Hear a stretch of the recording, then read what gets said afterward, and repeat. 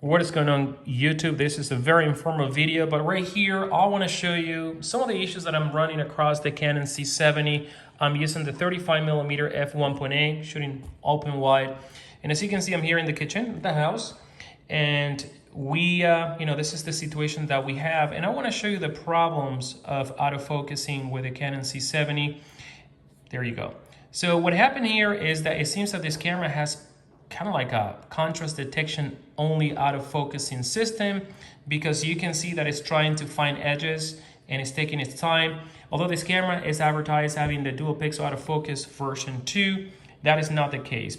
I mean, it is the case, but it's not the case when it comes to performance, at least when you're coming from an R5, Canon Eos R, 80D, 90D, what have you. So let me show you the settings for autofocusing that I have right now. So I actually have maximized everything. As you can see, I'm in continuous mode. The autofocusing frame is small because you only have two here. You have large and small, not more options like on, for example, an R5.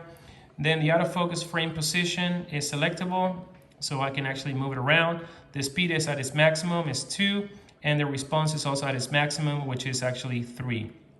Now I'm controlling everything with a joystick, which is a little bit erratic as well, so excuse that. Now let's go back to the menu here, and I'm beyond the minimum focusing distance of this lens.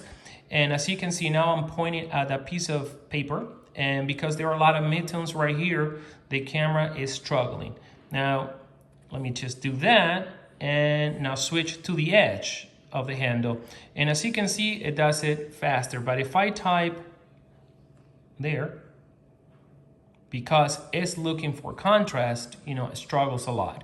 And I came across this situation as well with faces. If your face is against a background that has, a lot of midtones, there's not a lot of contrast. I found myself, kind of like going through the same issues, even though this camera has face detection, no eye detection or tracking, only face, the same issue happens. So I've been running different scenarios here. And as you can see, we're about, perfect exposure right there, and it continues to hunt like crazy. Now the problem seems to be more prominent with obviously wide aperture, and I would expect this, but I wouldn't expect this bad, because for example, the same dual pixel of the Canon EOS R5, which is a full frame camera with the same lens, is super snappy. I mean, it has no lag. Now this camera is a super 35mm, keep that in mind. I don't know if that has a lot to do. It shouldn't, comparing to my APS-C Sonys that have a super snappy focus. I don't know what the case may be. This camera advertises this autofocusing system being the latest from Canon. And I talked to a couple of folks that also own other cinema cameras, and they were telling me that they run across the same situation. So once again, I tap there, cannot find what I'm trying to focus, struggles. Now, if I want to actually tweak my focus by hand, then there you go. Then I can do it, right? But if I leave it, it would actually go back to hunting. So manually, I can actually get focus to happen, right? But the moment I release it, it doesn't. And I understand this is why, a lot of midtones, but if I actually do the same thing with the Canon EOS R5, it's gonna snap in the region and stop hunting. Now the hunting also happens, other times, and it's a little bit erratic because it doesn't have a consistent behavior. It would actually track and then all of a sudden like loosen for no reason. So let me see if I can replicate that there. Maybe here we're gonna have a problem.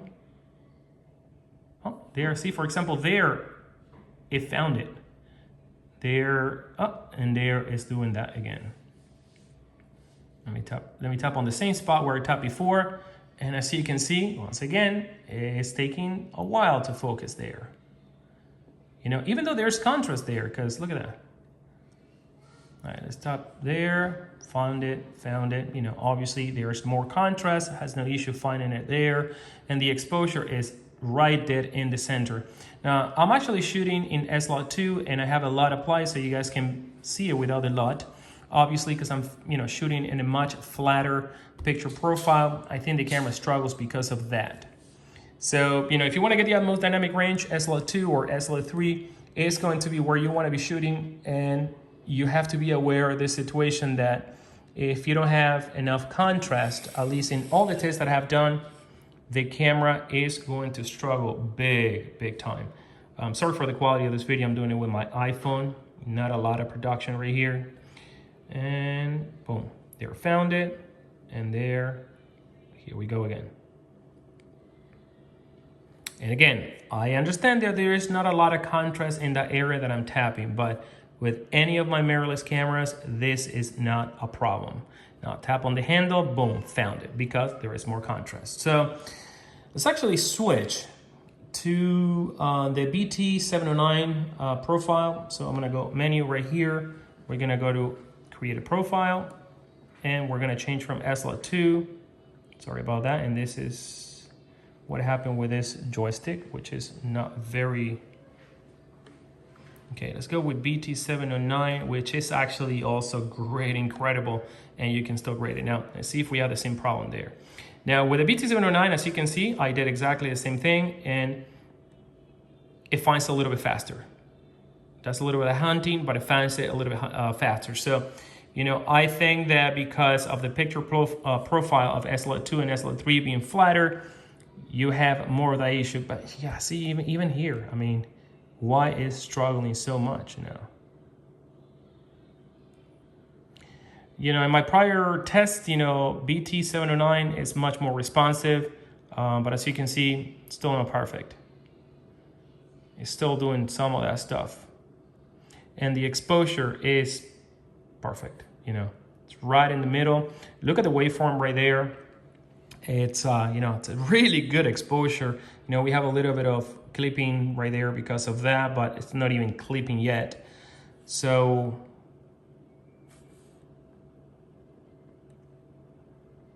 there you go. It's still doing a little bit of a hunting there, as you can see. Sorry.